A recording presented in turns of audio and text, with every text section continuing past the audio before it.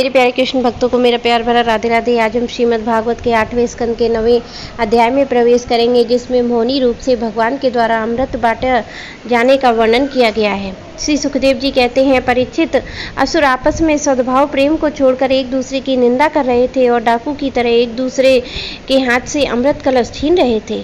इसी बीच उन्होंने देखा कि एक बड़ी सुंदर स्त्री उनकी ओर चली आ रही है। वे सोचने लगे, कैसा अनुपम सौंदर्य है, शरीर में कितनी अद्भुत छटा छिटक रही है। तनिक इसकी नई उम्र तो देखो बस। अब वे आपस की लाग डांट भूलकर उसके पास दौड़े गए। उन लोगों ने काम मोहित होकर उससे पूछा, कमल नयनी, तुम कौन हो, कहाँ से आ रही हो, क्या करना चाहती हो? सुंदरी, तुम किसकी कन्या हो? तुम्हें देखकर हमारे मन में खलबली मच गई है। हम समझते हैं कि अब तक देवता, दैत्य, सिद्ध, गंधर्व, चारण, लोकपाल ने भी तुम्हें स्पर्श तक नहीं किया होगा, फिर मनुष्य तुम्हें कैसे छू पाते? सुंदरी, अवश्य ही विधाता ने दया कर शरीरधारियों की संपूर्ण इंद्रियों और मन को तृप्त करने के लिए तुम्हें यहाँ भेजा है। माननी, वैसे हम लोग एक जाति की ही हैं, फिर भी हम सब एक वस्तु की चाह कर रहे हैं, इसलिए हमें डाह और बैर की गांठ पड़ गई है।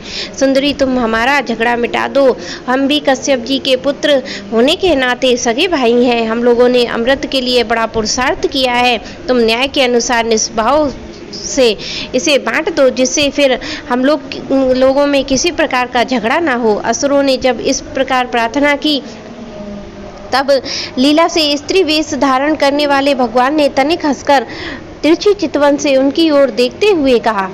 श्री भगवान ने कहा, आप लोग महर्षि कश्यप के पुत्र हैं और मैं हूँ कुलटा।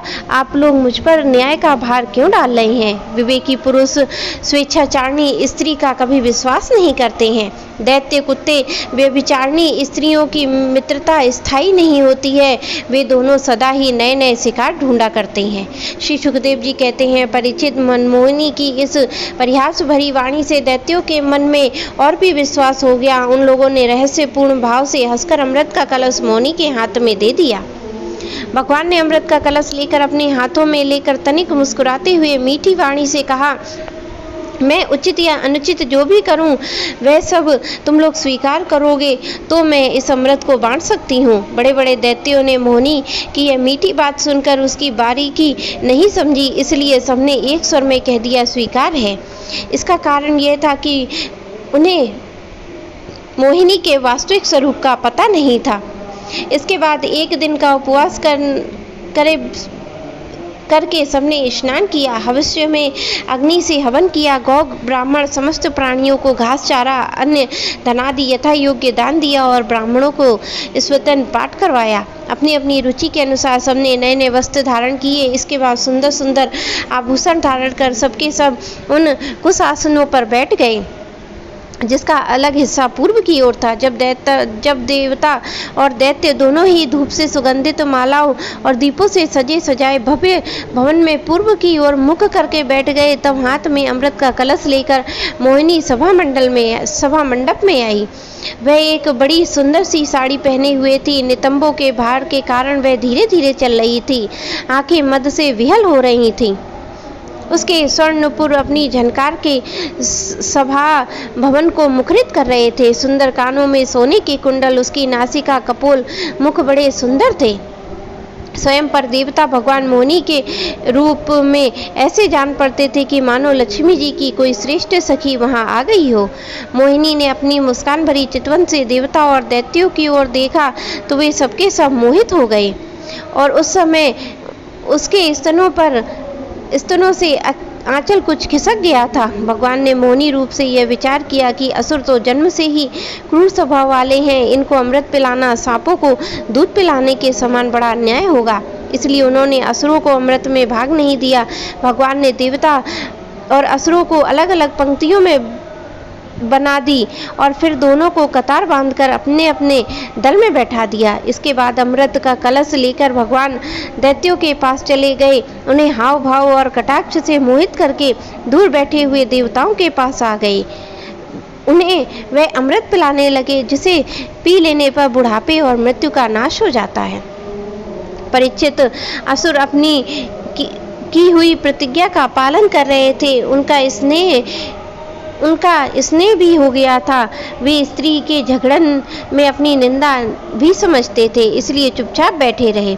मोहिनी ने उनका अत्यंत प्रेम हो गया था। वे डर रहे थे कि उससे हमारा प्रेम संबंध ना टूट जाए। मोहिनी ने जब पहले उन लोगों का बड़ा सम्मान किया था, इससे वे और भी बंध गए थे। यही कारण है कि उन्होंने मोहिनी को कोई अप्रिय बात नहीं की। जिस समय भगवान देवताओं को अमृत पिला रहे थे, उसी समय राहु दैत्य देवताओं का वेश बनाकर उनके बीच आ बैठा। देवताओं के साथ उसने भी अमृत पी लिया, परंतु तत्क्षण चंद्रमा और सूर्य ने उसकी पोल खोल दी। अमृत पिलाते पिलाते ही भगवान ने अपनी तीखी धार वाले चक्र से उसका सिर काट डाला और अमृत का संसर्ग न होने के कारण उसका धड़ नीचे गिर गया, परंतु सिर अमर हो गया। ब्रह्मा जी ने उसे ग्रह बना दिया। वही राहु पर्व के दिन पूर्णिमा और अमावस्या को वैर भाव से बदला लेने के लिए चंद्रमा और सूर्य पर आक्रमण किया करते हैं।